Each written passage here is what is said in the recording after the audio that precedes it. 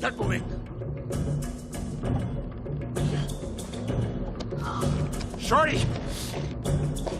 Chao Chi! Lapsu Tsangza! Oh my god! Oh, no, don't do that now. Don't do it. Molaram! Prepare to meet Kali in hell! Oh! What are you doing? You fools!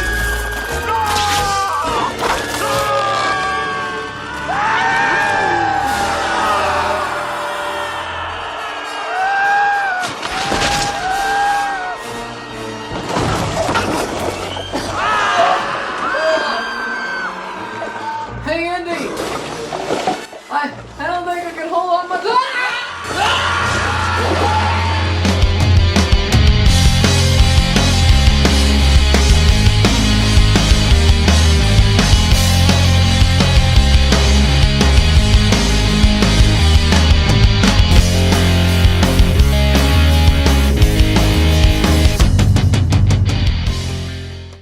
What's up, and welcome back to Interpreting the Stars, where today I'm actually joined once again by the one and the only Rashad from Rashad G Reviews on my channel, talking once again about the master of adventure. It's Indiana Jones in his second, or I suppose first adventure, depending on who you ask. It's the Temple of Doom. Indiana Jones in the Temple of Doom follows around Dr. Jones, Short Round, and a random blonde chick through the jungles of India as they are helping a number of villagers retrieve a hollowed and even fabled stone that was stolen from them. Times begin to get a little bit difficult, however, as the longer that they're on this journey, the darker and the stranger it ultimately becomes. First and foremost, thanks once again to Rashad for joining me on another Indiana Jones review. I'm anxious to actually throw his portion in right away, but I'll have to wait. Because this is probably the Indiana Jones movie I've seen the least from. I don't know, it's a tie between this and Kingdom of the Crystal Skull, I feel like, because it's just a weird movie all around. And for the most part, I've often considered it one of the least memorable films in the bunch. I even think the infamous Kingdom of the Crystal Skull is more memorable in plot or story than this, though whether or not the story is any good, that's arguable. Meanwhile, this is maybe more memorable in certain action sequences here and there. But the plot itself for Temple of Doom, in my opinion, is kind of dull. And when this movie first came out, they had an assortment of different things that they could make Indiana Jones, like search for Atlantis or something. I personally always liked that kind of idea. But what we got here is a search for a fabled sacred stone that is said to be given by the Indian gods or something.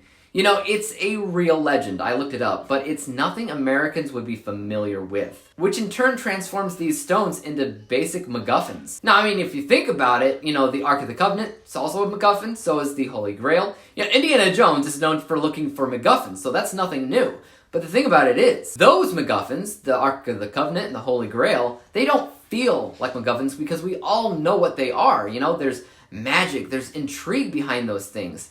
And what might happen, when Indiana Jones finds it. There's none of that for a random stone. So at the end of the day, the stone feels kind of pointless. Instead, you start watching this movie for Indiana Jones doing his thing. And Harrison Ford as Indy is clearly the best thing about this movie. That attitude, that demeanor, those quips, that impressive ability to adapt to any situation, be it suspenseful or romantic, and that passion for doing the right thing and preserving artifacts. It's all there once again, and you can't help but believe that the story does not need to be excellent. Indiana Jones is such a great character that it doesn't matter where you put him. And the same can definitely be said about the Temple of Doom. One of the main reasons that I didn't see this very often as a kid, personally, was because my mother was very strict about the content that I watched. And a film about a downright evil, hellish temple complete with human sacrifices, ripping hearts out, and voodoo spells. It's right up there with the kinds of films that I was definitely not allowed to watch. That eventually transitioned into not watching it very often because I would simply just rather watch the other movies. Now, before I continue on with my thoughts, I gotta hear what Rashad had to say about this one. Take it away, man. Drop them, Dr. Jones. They will be found. You won't. Good night.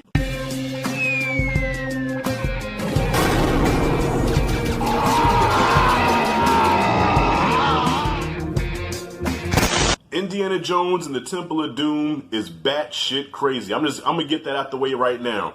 This is the black sheep of the trilogy. It is the most bizarre. It is the most horrific. It is the most darkest of the series, and I love it. And I'm not trying to be that against the grain type of person where, okay, if everybody says this, I'm going to say that. No, I genuinely have a love for this film. And I think a lot of it has to do with the fact that this is the one that I had most access to back in the day. Now, I did see Raiders as a young kid, but we didn't own it on VHS for like a long time. But I remember vividly Temple of Doom being advertised on pay-per-view. And at the time, well, statute of limitations, we had free illegal cable. So every time it came on pay-per-view, my pops would get it for me. Well, I don't even think he paid for it. I think he got it for free. Yeah, so every time it came on pay-per-view, I watched it. So I must have seen Temple of Doom when it dropped about at least 6 or 7 times, maybe even more than that. I watched this movie a lot. And as a 5-year-old kid, you know, they have short attention spans, and I'm no exception. And this movie held my attention from beginning to end. Why? Because it is a non-stop ride. It starts with the musical number by Kate Capshaw. I think, did I say her name right? David, I'm sure you'll correct me. Had a musical number it opened up with. Then it goes into an action sequence, which transitions to another action sequence, which goes into what the plot of the movie is about. Then they go to the damn palace, into the Temple of Doom, and the greatest villain, which I don't think anybody would argue against, the best villain in the Indiana Jones trilogy, Molaram. Alright? This is the perfect action movie. This is an action movie lover's wet dream. It is. You know, like, even in the times where it does slow down, there's comedy. There's good dialogue. You know, there's never a dull moment in this film. It's entertaining from beginning to end. And that is because of the expert directing of Steven Spielberg. And it's so funny because Steven himself disowns this movie. He says this is the worst movie he's ever directed. He does not care for this movie at all. Are you crazy? This is one of your best. But I get it because it's so dark. And I know Steven, his style is, well, you know what? I haven't earned the right to call him Steven. I have to call him Mr. Spielberg. Gotta show respect. Mr. Spielberg is, you know, he does family type films, family friendly films. This is not a family friendly film at all. It was because of this movie that they had to start implementing PG-13. You got hearts being ripped out. You got alligators eating human beings. You have the decapitated. Did somebody get decapitated in this movie? There's even a scene where they show like severed fingers on a necklace. This movie is extremely dark, and who can forget the scene where they're having dinner and you see the monkey brains, you see the snake with the little snakes coming out, the soup eyeballs. This movie is fucking bonkers, okay? Sober or drunk, you can enjoy this movie. I've enjoyed this movie sober. I've enjoyed it drunk.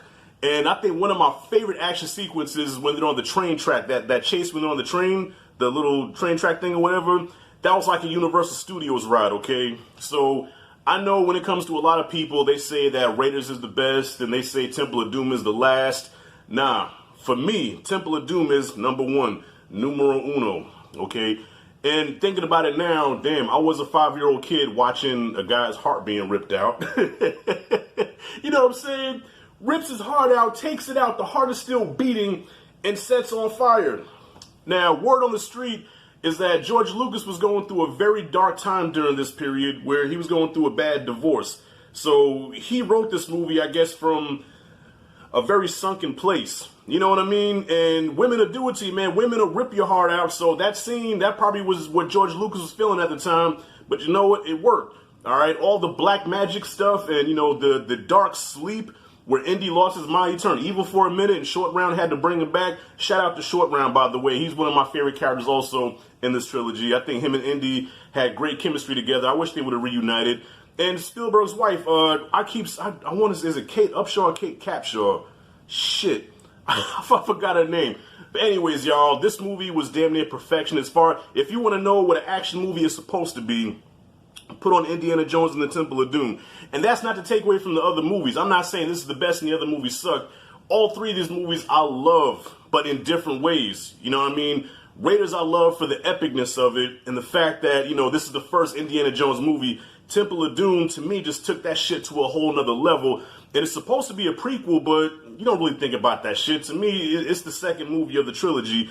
And David, you know what? I got to bring up, before I close this out, man, I got to bring up something that you said in Raiders, which now makes me see the movie totally different. When you said that the movie could have happened without Indiana Jones because they found the Ark and everything that happened in the movie could have happened without him. So now I'm thinking, damn, could this movie could Temple of Doom have carried on without Dr. Jones? Nah.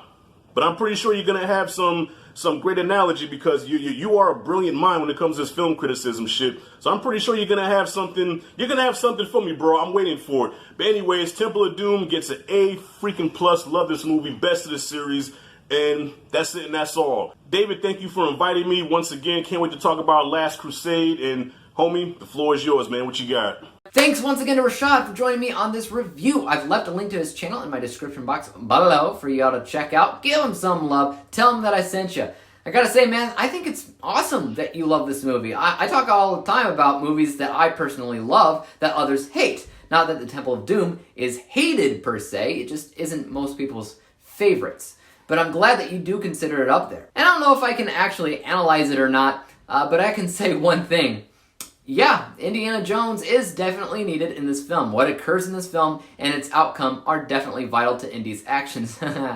However, what I will say is that he probably would have been able to do it in half the time if it weren't for Willie, who's the blonde chick, and Short Round. I know that you love Short Round, man, and I'll admit that he has a very unique look and chemistry and name for that matter, but both of these side characters, to me at least, are so annoying. They whine. They slow Indiana Jones down, if not make him backtrack altogether. A lot of the booby traps in the film are set off by them, whether they're being, clumsy or whatever. I think that's just to offset how dark the film gets by having these comedic characters, but I can't help but think, if nobody's setting off all these traps, Indiana Jones would have gotten to that stone a whole lot quicker and be on his way. Same can be said about these people screaming every other second. Can't be very stealthy when you're screaming into my ear nonstop! I don't know why it had to be this random Willy chick either. She's literally a random bimbo. And the worst companion I think Indiana Jones has ever had. Unless maybe you count Mutt. But yeah, let's go ahead and look at my final rating. Rashad, donate me on my scores. So on a technical level, I think a lot of the stuff going on behind the scenes was pretty good, just as you would probably expect. Things like, set design, production design, John Williams' score, things like that. However, I don't think that the creation of this story was very good, and that affects a lot of other areas. This technical score is 74%. As for my bias score, I wasn't as pulled into this film as I was with Raiders. When I watch Indiana Jones, I personally want an adventure focusing on something that I've heard about before. Because if I haven't, it'll just feel like a completely random MacGuffin that doesn't really connect to anything else. And that's when you just end up with, mindless action. Which I feel like a lot of the times with Temple of Doom is mostly what you get. This score is 62%. And when we average out the two scores together, we come to the final rating of 68%. 68 out of 100 possible stars, which is a D letter grade. You know what, the last time that I rated this movie, it was like 72%, which is only a 4% difference, but that's still enough for a letter grade drop. Again, Rashad, don't kill me. Guys, let me know your thoughts on Temple of Doom in the comments section down below. Is it as good as Rashad thinks it is? Or do you think that it's not as good, maybe slightly forgettable? Definitely not a preferred movie like I think it is. Let me know. As for YouTube, you guys know what to do. Hit that like, subscribe button, and bell to be notified when I come up with the next review. And until then, peace out. Dave examines movies we just watch for fun. Davey is the expert. He is the #1 critic that I go to when I need a movie pick. Thanks for joining up with us.